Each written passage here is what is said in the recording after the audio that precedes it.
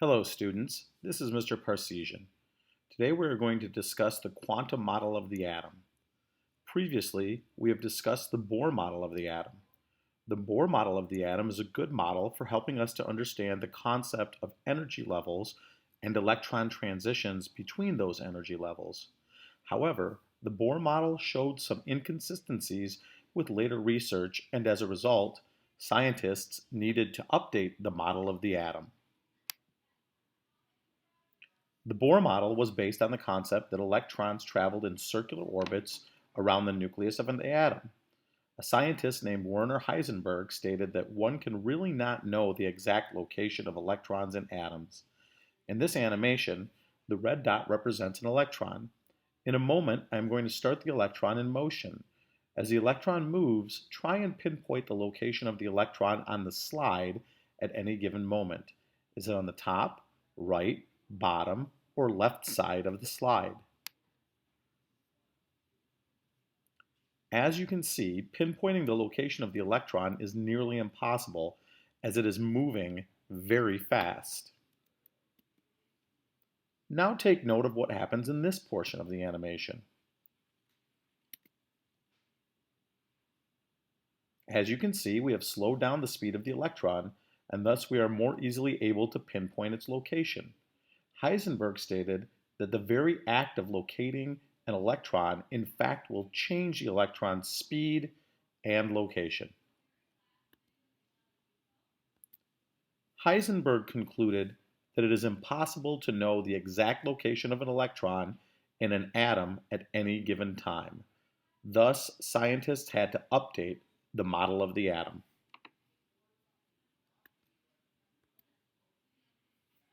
In this animation, we again see that the electron moves very quickly in a way that is difficult to pinpoint its exact location. However, if we can mathematically track the movement of the electron, we can show its probable location in a three-dimensional space that we refer to as an electron cloud. The quantum model of the atom is based on these probable locations within electron clouds. The quantum model of the atom is based on three-dimensional electron clouds as opposed to the Bohr model's fixed circular orbits. The quantum model is based on probable locations of electrons rather than exact locations. These three-dimensional electron clouds consist of various shapes and energies.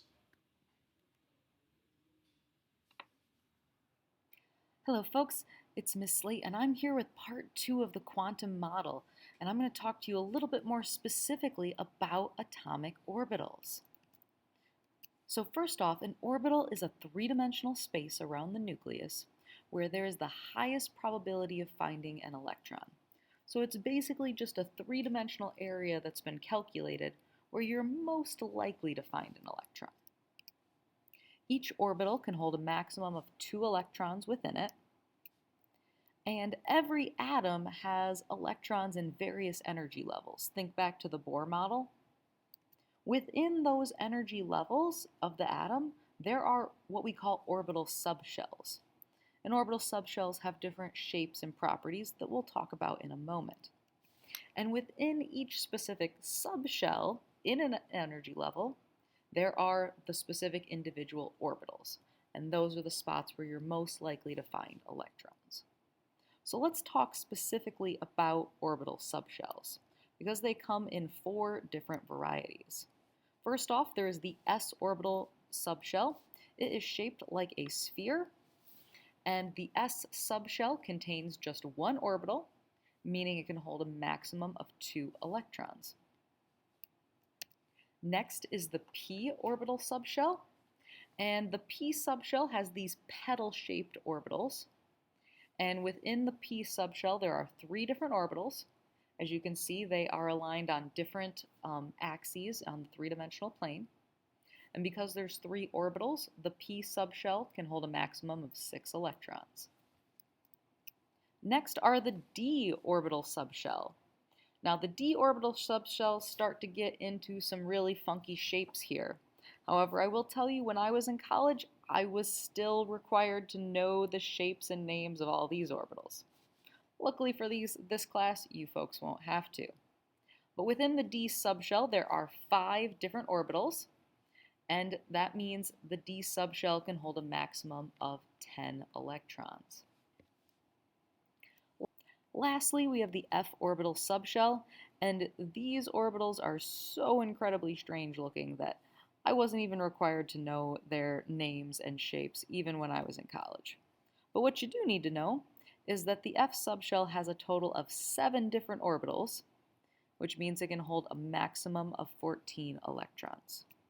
So just to summarize, the s subshell has 1 orbital, which can hold 2 electrons. The p subshell has 3 orbitals that can hold 6 electrons. The d subshell has 5 orbitals and can hold 10 electrons. And the f subshell has 7 orbitals and 14 electrons. And that's all we have for you today. Have a great day.